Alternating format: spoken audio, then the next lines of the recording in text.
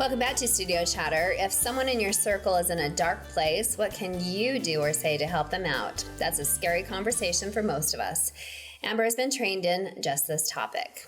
Amber. Hi. Hi. This is a hard subject to talk about. A lot of people don't like talking about it, but it is much needed. Mm-hmm. Much needed in our community also. So, what kind of brought you to the table or captured your attention to maybe start talking about it? Mm-hmm. My husband, he's on city council. He's been very passionate about mental health, and he's just done a lot for that. And I've seen him do that behind the scenes. Mm-hmm. So I've wanted to help out. Mm-hmm. So I have just started getting involved, and it's a really somber, sad thing to talk about, but it also helps a lot of people in their community to get them involved and to know what signs to look for. Mm-hmm. And it's been a good thing. Mm-hmm. So what you're involved in is a part of the Healthy and Active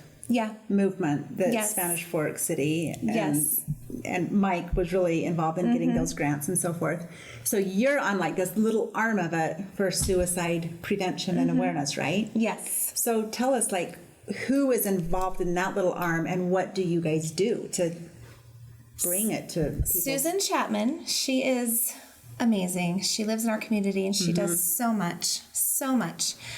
She is the queen of the guru. She has a lot of knowledge. She has so much knowledge.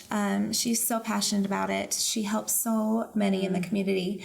So I go along with her, and then there's some people that work for the city that also are trained, and we go to different organizations. We go to church organizations and teach the class. We go to workplaces. We go to schools. We've been to most of the Nebo schools, I think. Oh, really? Like elementaries or high schools? Elementary. We've been to elementary, junior high, high schools. Oh, wow. Springville, we went to their library and taught a big thing. It's been great. It's been really, really good. What's your message there? The message is, it's just like CPR. A lot of people are trained in CPR. QPR is the same thing, outlook on it, where if someone is in need of help and they're having a heart attack or whatever, and if you're CPR trained, you go and help them, and then we call 911 and the paramedics take care of them after. QPR is the same kind of a thing where we are trained to know the signs of suicide and kind of what to look for, what people are saying. And so then we can question. It's called question, persuade, and refer. Okay. So we can question them, we can persuade them to get some help, and then refer them to the specialist on that, to either the suicide prevention hotline or a counselor or something. But we're trained to know what to look for. And so then we go to these places and teach them, okay, if someone is suicidal, this is what they could be doing or saying, and this is what you should say to them. If someone is suicidal, they say, if you think that they are, you should flat out just ask them, are you suicidal? And a lot of people are scared to say that. That's a tough question. It's a tough thing. So direct. They're scared to ask, are you suicidal? Is that going to put, and I thought this, okay, is that going to put that in their mind if they're not?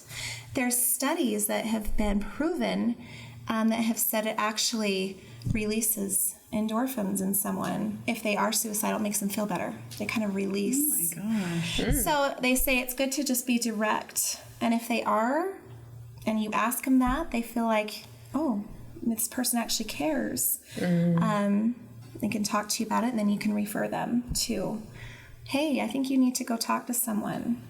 So that's basically what it is we're just, everyone sees a sea of faces every day. We all see a sea of faces. And if we can just be more, smile at people and just notice people more, That's basically what we're saying.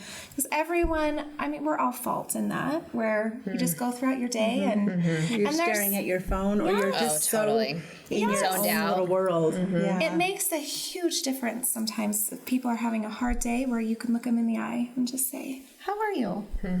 And there's stories about that we tell. There's a guy that was going to jump off the Golden Gate Bridge in San Francisco, and he said, I just wanted someone to just say hi to me and just look me in the eye. And he goes, I paced back and forth on that bridge, and someone stopped him and asked if he'd take a picture. But that was it. So he was like, I'm going to jump. He jumped, and he was one of the, I think it's 7 survivors. Oh, my word. Ever that has survived. Off of that bridge Off of that in San bridge. Francisco. And every one of those survivors have said when they jumped, they immediately regretted it. Immediately. So it's just important to look out for people. And if you see people or you think they're struggling, talk to them. I remember, I think I took that QPR class last summer, somewhere around that. And I remember hearing that for teenagers, if they have that thought, usually it's only one time. So if you can talk them through that one time, you're saving a life. You really are. And that is so true. So true. And teenagers are, I mean, of course, we worry about our kids right now, and it's a big problem. The main age right now is men. Ages, I think it's around 60 to 80. Yeesh. And why do you think that? I mean, it's interesting. They've realized that it's a big change in their lives. They're empty nesters, health problems, divorce, money. They're the ones that are really at risk too Their sense in our of community. purpose is probably just no longer there. I mean, if I showed you the graph, they're I did not know that. way above. I thought it was a little bit younger than that. Yeah, but like 40-year-old men. Yeah, but that makes sense. It makes sense, huh?